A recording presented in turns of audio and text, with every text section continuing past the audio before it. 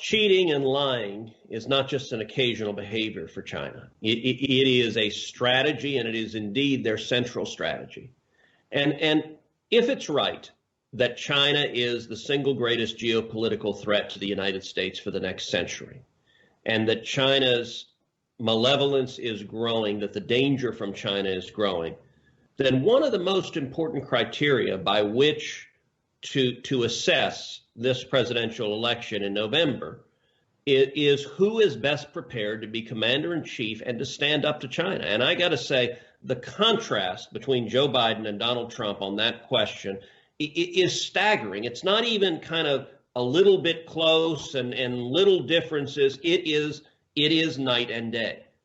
Joe Biden has spent about 400 years in Washington, D.C.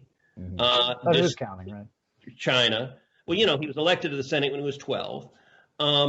But dismissing China over and over and over again, palling around with China, his family making money from China.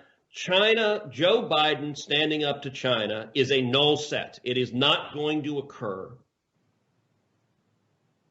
He could not give the speech we just heard Donald Trump give. Joe Biden could not read those words and say them out loud. On the other hand, look, when Donald Trump ran in 2016 and was elected and beat Hillary Clinton, one of the front and center objectives was standing up to China and on trade. Donald Trump stood up to much of the world, and I can tell you the president was laser focused on pressing back on China, which I very much agreed with him, that pressing back on China on trade was very important because China took advantage of us.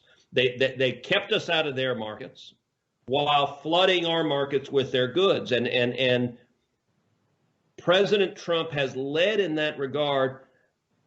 But I'll tell you, you want to have the starkest contrast for who perceives a threat and has the backbone to stand